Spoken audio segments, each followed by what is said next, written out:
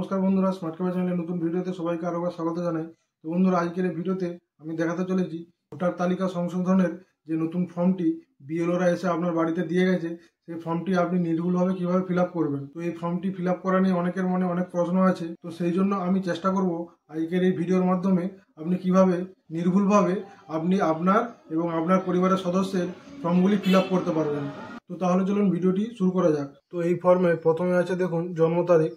তো আপনাদের ভোটার কার্ডে যে জন্ম তারিখটি থাকবে সেটি আপনারা দেখে দেখে এখানে বসিয়ে দেবেন। এখানে জন্ম তারিখ কোনো কোনো ব্যক্তির আধার কার্ডে এক এবং ভোটার কার্ডে এক হতে পারে। তো আপনাদের ভোটার কার্ডে যে জন্ম তারিখটি থাকবে সেই জন্ম তারিখটি আপনারা এখানে বসাবেন, কারণ এই ডিটেলসগুলি কোনো রকম ভুল সংশোধনের জন্য নেওয়া হচ্ছে না। আপনাদের ভোটার কার্ডে যে জন্ম তারিখটি থাকবে সেই জন্ম তারিখটি আপনারা এখানে বসিয়ে দেবেন। তো তারপর আপনাদের আধার নাম্বার, তো তারপর আপনার আধার নাম্বারটি এখানে বসিয়ে দেবেন। আধার নাম্বারের 12টি ডিজিট আপনারা এখানে বসিয়ে দেবেন। তো তারপর মোবাইল নাম্বার, আপনাদের চালু একটি মোবাইল নাম্বার আপনারা এখানে বসিয়ে দেবেন। তারপর দেখুন পিতা বা অভিভাবকের নাম, তো আপনার যার ফর্মটি ফিল আপ করছেন তার পিতা অথবা তার বাবার নামটি এখানে বসিয়ে দেবেন। যদি মহিলা হয় তার ক্ষেত্রেও বাবার নামটাই এখানে বসাবেন। তো তারপর দেখুন পিতা বা অভিভাবকের এপিক নম্বর যদি থাকে, অর্থাৎ বাবার ভোটার কার্ড নাম্বার যদি থেকে থাকে তাহলে ভোটার কার্ড নাম্বারটি এখানে বসিয়ে দেবেন। তারপর মায়ের নাম, মায়ের নাম যেটা হবে সেটা এই ঘরে বসিয়ে দেবেন। তারপর দেখুন স্বামী অথবা স্ত্রীর নাম যদি থাকে, তো যার ফর্মটি ফিল আপ করছেন সে যদি কোনো বিবাহিত মহিলা হয়ে থাকে তার স্বামীর নামটি এখানে বসিয়ে দেবেন। সে যদি কোনো বিবাহিত পুরুষ হয়ে থাকে তাহলে তার স্ত্রীর নামটি এখানে বসিয়ে দেবেন। তারপর এপিক নাম্বার, স্বামীর নাম বসালে স্বামীর এপিক নাম্বার অর্থাৎ ভোটার নাম্বার, এবং যদি স্ত্রীর নাম বসান তাহলে স্ত্রীর ভোটার কার্ড নাম্বারটি এখানে বসিয়ে দেবেন। এই সমস্ত ডিটেলসগুলি আপনার 2025 সালে ডিটেলস এন্ট্রি আছে সেই সমস্ত ডিটেলসই এখানে ইনপুট করতে হবে, এবং এই ঘরটি সবাইকেই ফিল আপ করতে হবে।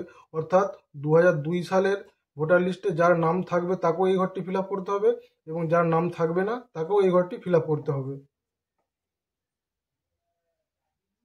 তো আশা করছি এই পার্টটি আপনারা খুব ভালোভাবে বুঝতে পারলেন। তো এবার নিচে আসা যাক।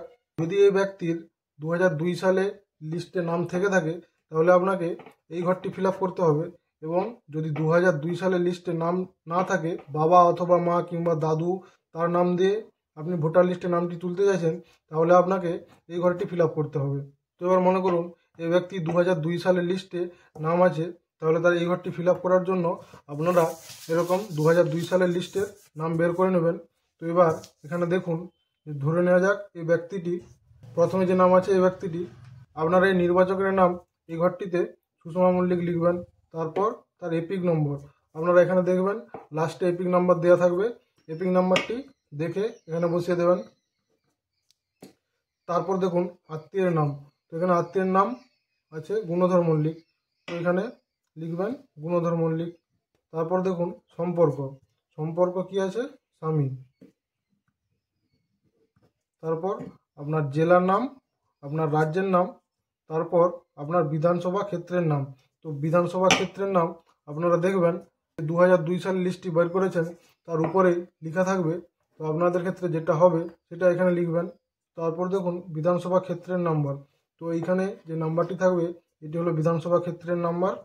তারপর এখানে দেখুন অংশ নাম্বার, অংশ নাম্বার হলো এইটা, অংশ নাম্বারটি দেখে এখানে বসিয়ে দেবেন।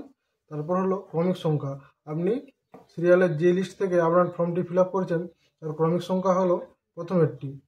তো প্রথমে যে ক্রমিক নাম্বারটি থাকবে সেটি আপনারা এখানে বসিয়ে দেবেন।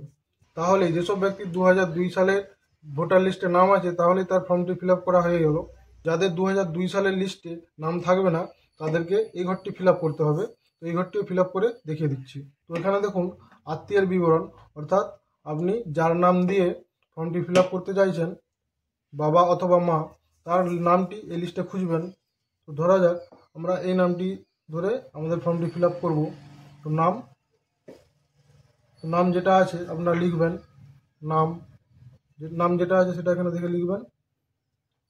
তারপর এপিক নাম্বার, আপনার এপিক নাম্বার সবার লাস্টে পেয়ে যাবেন, অর্থাৎ voter card number, voter card নাম্বারটি এখানে বসিয়ে দেবেন। তারপর হলো আত্মীয়ের নাম, আত্মীয়ের নাম এখানে দেখবেন, আমাদের আত্মীয়ের নাম যেটা থাকবে সেটা এখানে লিখবেন।